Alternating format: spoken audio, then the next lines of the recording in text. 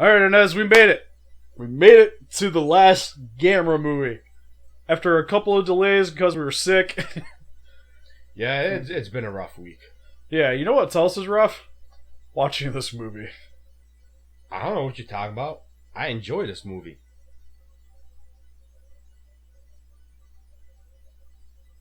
Listen to Bridges, welcome to the Geek Chest. My name's Steve. My name's Arnes. Why the hell did you like this movie? I know there's a certain somebody on your lap that's very reminiscent of this film. Here, I'll tell you.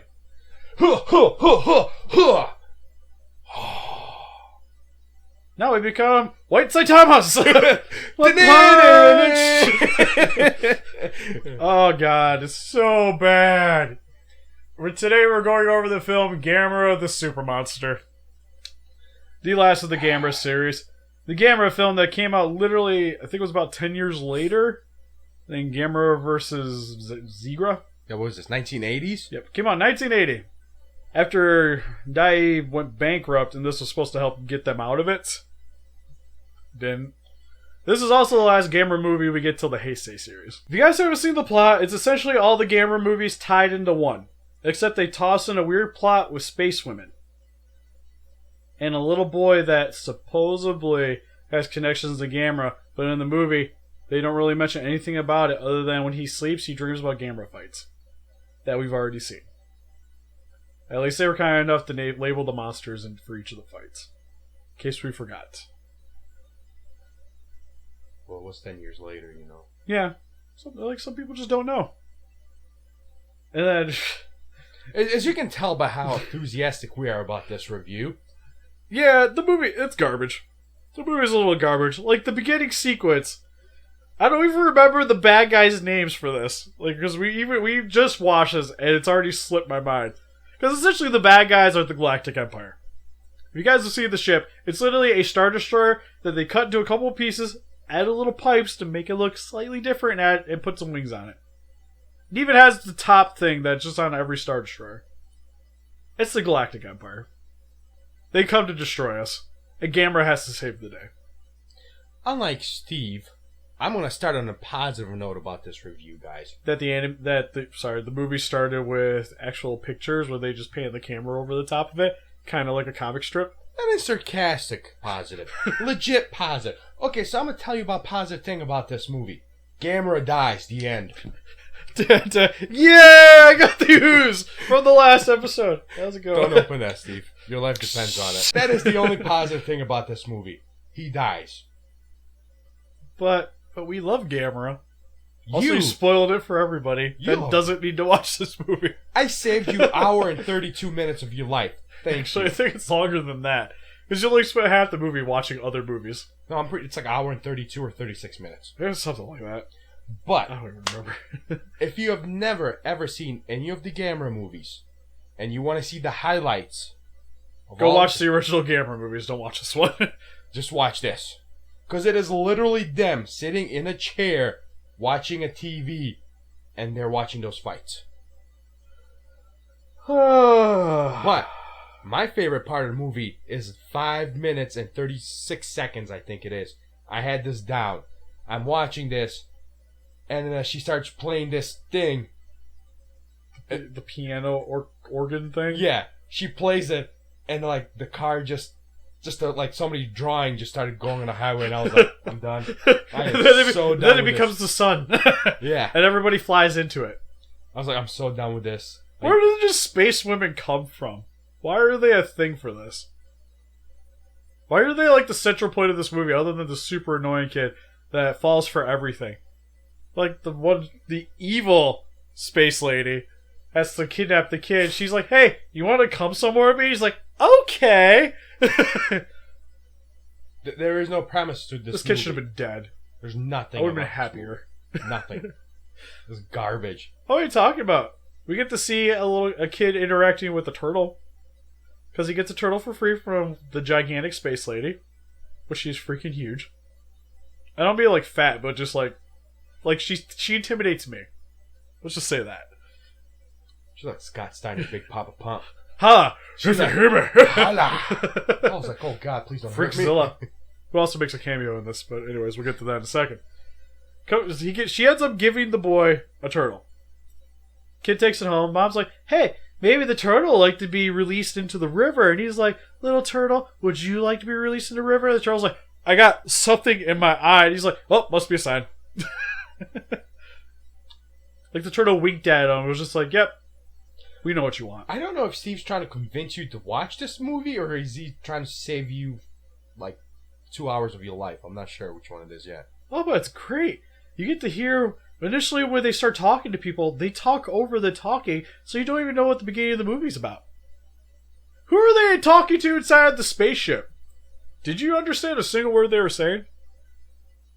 Because, they fly into the VW bus, into the Silk Room, and I'm trying to figure out what the conversation was in there. Oh, okay, I just remembered. There is one legitimately positive thing about this movie, besides Gamera dying, is when that kid plays that orchestra or whatever. He's like, oh yeah, he plays the Gamera March. Song, doo-da, doo-da. Not the Gamera March, but that one. He plays that. And you know what I love too is the mom. Like he plays the Gamera March, and the mom starts ripping off. She's like, "Hey, you should be studying and learning about music, not singing songs." Even though he literally created his own melody. Something pretty impressive. He's stupid. Yeah, he's stupid. Yeah, stop reading the fantasies. Man. Also, like, they dreams about Gamera. Like, but the kid, like, there's no reason for him to be in there other than it's to tie this to a children's movie. Also, he's like a very dark child. Because I like it when Gamera's fighting Zigra, and he's just like, yay, Gamera! Kill it with fire! Just, he's like, Gamera, destroy! Can we just talk about the Godzilla appearance and end this, please, right now? Where Gamera is stomping through the city, and the only new part in the entire scene is Gamera tail knocks into a little billboard. Not like a big billboard, just like a little like sign you'd see like sitting outside of the movie theater. And it's a Godzilla poster, he knocks it over, and it's like, wah, wah, wah. Like, this movie's better than that. Yeah. It did that. It went there. It went there. Steve, your final thoughts on this movie? Is it a go or no go? I still got more to talk about. Like, when the women transform, how do they know exactly where they're pinpointing a location? How the hell does a normal wristwatch... You can tell it's a normal wristwatch. They didn't do anything else. It even has the time dials on it and everything. She uses it like a radar to go find people. And whenever they were transformed, they instantly knew and always went to the same freaking shot of the Star Destroyer shooting its one little beam that literally did everything from trying to kill the girls to vaporizing vehicles and also putting a little dish on the back of Gamera so they can mind control him per Gamera versus Virus. Yeah. Although I was hoping they'd actually use the spaceship scene. They did. Yeah, I was like, just trying to talk to them. Because they got Guron into it. Like, Gamera had to go to the planet where the monsters were coming from and defeat Guron. And then when he was flying back, he gets to fly with the anime train. Can we please end this right now? Why is there an anime train? I am so I done don't with this. understand anything this movie is about.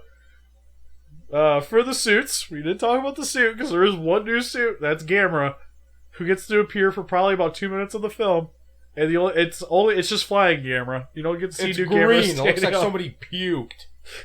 Yeah, it's horrible. It is literally the worst looking thing in the entire series. This guy. I thought Gamera vs. comparison, Jiger looked pretty looks bad. amazing. Amazing right here. Oh yeah, no, I love Gamera. Yeah. Like, that thing looks worse than the Jiger suit, which is saying something. And then for the props, we've already talked about two of them, with the wristwatch, that is a wristwatch, and the Star Destroyer, which is the Star Destroyer. Don't let them fool you. Also, this movie has really bad cuts. Like, horrible cutting. Especially when they try to transition, like, the women from Space Women into Earth Women. And you can tell, like, they were trying to keep it at the scene, but, like, they would be standing in one spot, and then when they transform, it would shift to a different location. Also, like, my favorite is when the evil one tries to blend into Earth Society, and she's in the evil space outfit with the little skull buckle and everything. And it's, like, slightly day out still, and then when she transitions, like, pitch black, you can't even see the building behind her. Like, it was literally like they stopped, she had to get dressed, time change, and then it swapped over. Transformation took some time, people. Yep. Takes forever.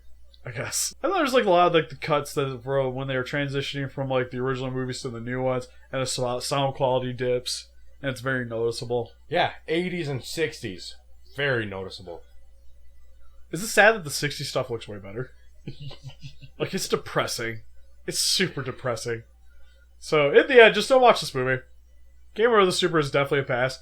Even if you're a fan of the Gamera series, you don't need to watch it. No. If you're a fan of kaiju movies, don't watch it. There's... Because there's, like, movies that are hard to watch because of the time frame. Like, they're just outdated. Doesn't mean that they're a bad movie, like some of the old giant monster movies. Like a lot of the black and white films. Like, some people consider them bad because they're old, but they might not actually be bad movies. Like, they can still be enjoyable, just you kind of have to get yourself into the technology at the time. Yeah. This is just legitimately a bad movie.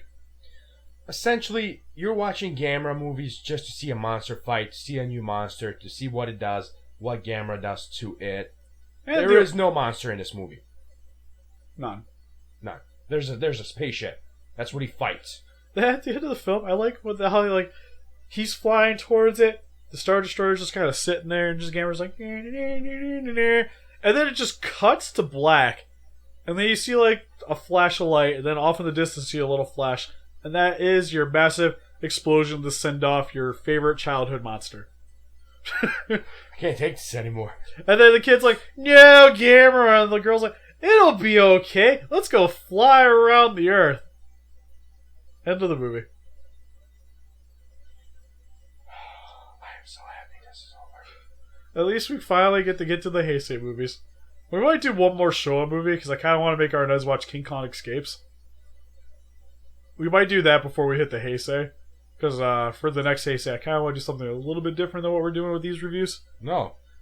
See, I am tired of always watching what Steve wants to watch. We're going to watch something Arnes wants to watch.